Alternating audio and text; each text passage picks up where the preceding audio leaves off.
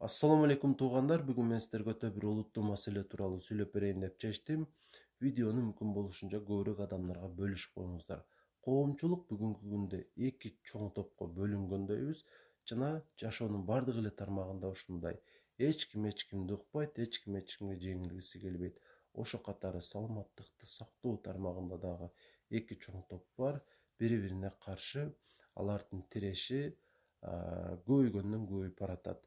Биринчи топ бул албетте дарыгерлер, мейда айымдар жана ошондой эле дарыканада иштеген фармацевттерди койсок болот.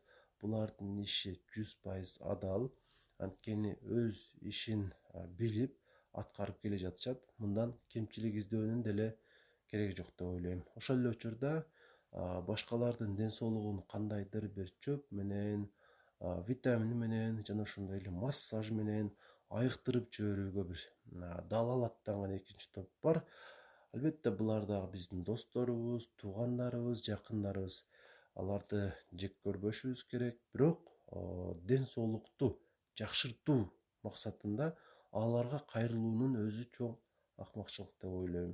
Анткени буларды билбейм чындыгында эмне үчүн бул жолго барышат. Чындыгында алардын ушул ишмердүүлүгүндө эч кандай бир артыкчылыкты мен сезбейм.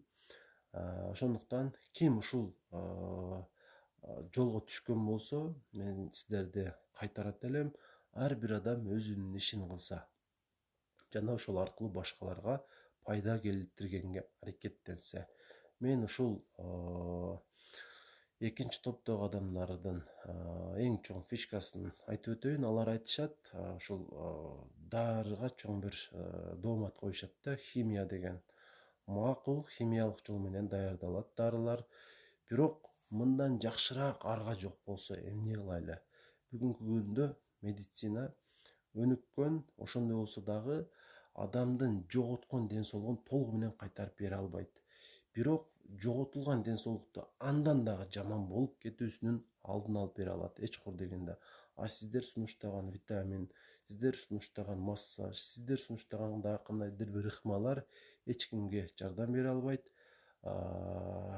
Доказательный медицина деген бар. Доказательный медицина бул ошол дарынын организмге тийгизген таасири анын айыктыра алуу жөндөмдүүлүгүн карап чыгат жана ошол дары чындап эффект бере турган болгондо гана ушундай сатууга чыгарат. Ал эми сиздер сунуштаган башка ыкмалар эч кандай текшерүүдөн өткөн эмес. Болгону кайсы бир адамдын ою аркылуу эле, ошол адамдын кызыкчылыгы аркылуу эле башкаларга сунушталган. Ушуну туура түшүнүңүздөр. Эгерде химия начар, химия жаман десеңиздер, анда башыбызды шампунь менен жуубай эле коелу. Анткени ал деле химия. Анан идиштерибизди күл менен жууйлу. Болбосо жанагы таладагы картошкаларыбызга дары чачпайлы. Ошол эле сиздер сунуштаган витаминдер деле химиялык жол менен даярдалат.